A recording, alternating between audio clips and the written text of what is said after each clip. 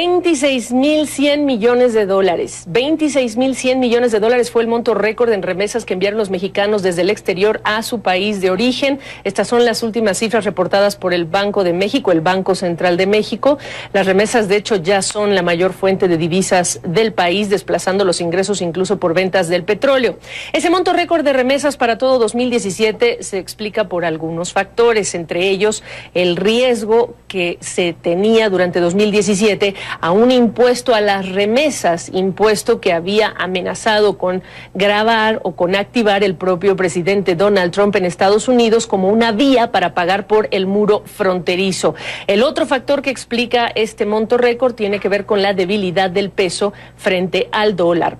Debilidad y volatilidad que se ha venido acentuando y se acentuó en la era Trump por sus tweets, por temas como el Tratado de Libre Comercio de América del Norte y la renegociación comercial, claro, y más recientemente por el ambiente preelectoral en México.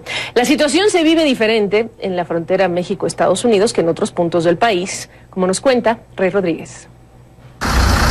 Para algunos mexicanos, el panorama económico de este 2018 luce complejo.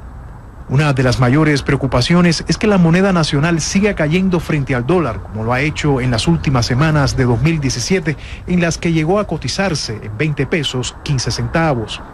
Sí me preocupa, ¿no? Porque muchos de los insumos o los productos que utilizamos en México son globalizados y afecta, ¿no?, a la subida del dólar, afecta al conseguirlo y nosotros no estamos ganando en dólares, ¿no? Cada vez compramos, el poder adquisitivo que tenemos se va perdiendo, por ese lado lo veo complicado.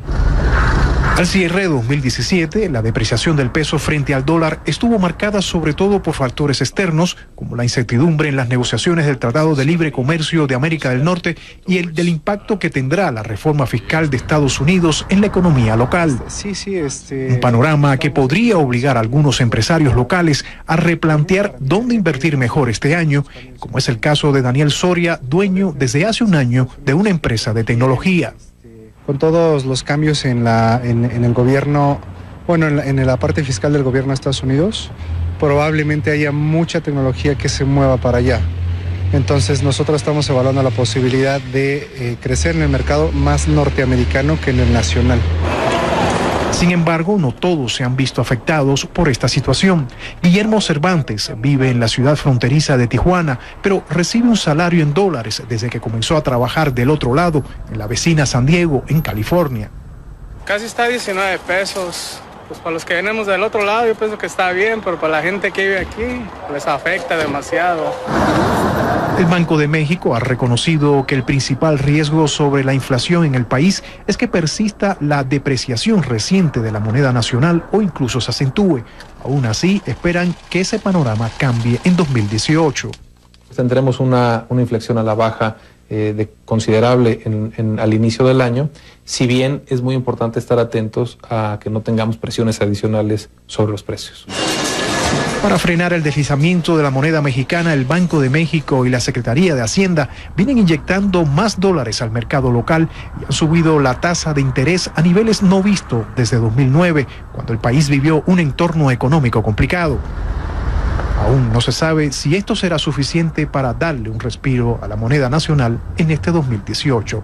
Rey Rodríguez, CNN, Ciudad de México. Bueno, le quiero dar la bienvenida a Carlos López Jones, editor en jefe de Tendencias Económicas, conocido ya, invitado nuestro. ¿Cómo estás? ¡Feliz año! Feliz año, Gaby, aquí, otro año más. Exactamente, y saludándonos en persona, preguntarte, el 2017, peso mexicano, desempeño, ¿mejor de lo esperado, peor de lo esperado por ustedes? No, mucho mejor, mucho mejor. Porque terminábamos 2016 con Trump llegando a la Casa Blanca, con un tratado de libre comercio, con deportaciones masivas. Había mucha incertidumbre, llegó Trump a la Casa Blanca y de repente empezamos a ver cierto letargo, cierto discurso a favor del Tratado de Libre Comercio, lo que no esperábamos. Y bueno, también vimos que la Fed no subió su tasa tan rápido como esperábamos el año pasado. La Reserva Federal estadounidense. Exactamente. Entonces, eso permitió que el tipo de cambio bajara hasta 18.50, pero de repente en el segundo semestre empezaron otra vez los tweets de Donald Trump en contra de México, otra vez a hablar del Tratado de Libre Comercio y bueno, pues ya la reserva a endurecerse mucho y terminamos en 20 pesos. Una montaña rusa, sin lugar a dudas. Una montaña rusa que incluso se agudizó en los últimos días de diciembre, cuando volvimos por arriba México, el peso volvió por arriba de las 20 unidades por dólar. Y ahí ya estás hablando incluso de factores como la corrupción y lo que se ve el escenario preelectoral, Carlos. Sí, ahí ya tenemos como que más claros quiénes van a estar realmente en la boleta. Empiezan a sacar sus primeras propuestas electorales, que la verdad no sirven de mucho para la economía, ¿no? Es una situación complicada la que estamos viviendo.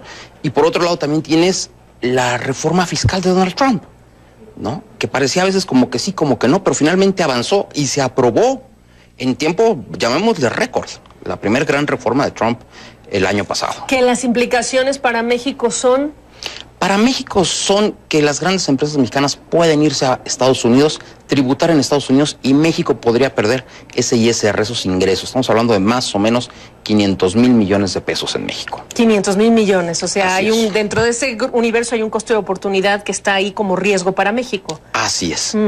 Hay un tratado de doble tributación. Sí. Significa que las empresas mexicanas pueden tributar en Estados Unidos y dejar de hacerlo en México, simple y sencillamente teniendo oficinas en Estados Unidos. Entiendo. 2018, ya tenemos más o menos claro que este panorama va a ser cada vez más político-electoral, pero viene el riesgo o no de un Trump anunciando que Estados Unidos sale del Tratado de Libre Comercio. Si se concreta o no se concreta, eso lo veremos, hay que ver qué dice el Congreso estadounidense, etcétera, pero el solo pensar en que puede ocurrir ese anuncio puede hacerle mucho daño al peso mexicano. Sin lugar a dudas, y creo que van a seguir los tweets de Donald Trump apoyando a sus negociadores desde su punto de vista, diciendo que el tratado no sirve, diciendo que México bla bla, y viene del 23 al 28 ya la próxima renegociación. Entonces hay que tener mucho cuidado con eso, y ya después vamos a entrar al proceso electoral. Yo soy optimista, creo que Trump sabe que es mejor tener tratado aunque sea malo, y por ende seguiremos con un tratado ahí de marzo a abril. Esperemos descorchar la champaña y decir, tenemos tratado, ¿no? Finalmente nos mantuvimos en el tratado y después entramos a las elecciones. Y ya para julio 2, que se acaban, creo que podemos ser un poco más confiados. ¿Qué te hace ser optimista cuando ya tenemos pronósticos como, por ejemplo, de Goldman Sachs diciendo hay una posibilidad muy real de que el escenario sin TLC para México pueda ocurrir? Al menos la notificación, que siendo este negociador que hemos visto al presidente Trump, nadie descarta que pueda usarlo como una carta rumbo a las elecciones de medio término en Estados Unidos. Lo primero es que en esas elecciones de medio término, toda la parte central de Estados Unidos sí depende en buena medida del Tratado de Libre Comercio. Totalmente. Seguramente los diputados y senadores de esos estados le van a decir, señor Trump, hay que atenuar el discurso, no nos podemos salir del Tratado de Libre Comercio, sí hay que conseguir mejores oportunidades para Estados Unidos. La segunda parte es, llevamos 50, 60 temas a la mesa, ya tuvieron ganancias desde el punto de vista para Estados Unidos en 30, 40, 50. Salirte por 5 temas no vale mucho la pena. Y la tercera parte es, México y Canadá no se van a salir. Entonces, todo el peso político dependerá de Donald Trump de salirse del Tratado de Libre Comercio, y creo que es algo en lo que él no debe de estar pensando. ¿Cuánta confianza genera, y entiendo que se ve estable, esta transición de Agustín Carstens al nuevo gobernador del Banco de México, mirando este escenario que estás describiendo?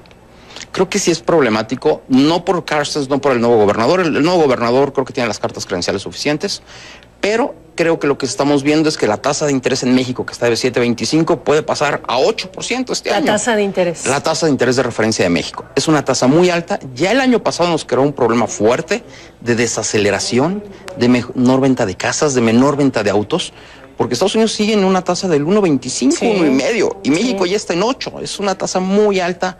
Estamos creando una desaceleración en el otorgamiento de crédito muy fuerte en México. ¿Qué recomendarías a quienes están pensando, viene una montaña rusa para el peso mexicano este 2018? ¿Qué le dices a la gente? Lo primero es hay que tener confianza. Sí. Hay que tener la cabeza fría. Necesitas evidencia para tener confianza de vez en cuando, Carlos. Sí, pero necesitas tomar créditos a tasa fija. Sí. En pesos, ¿no? Hay que ser conscientes que el tipo de cambio puede llegar a 21, 22 pesos en marzo, abril, mayo, junio.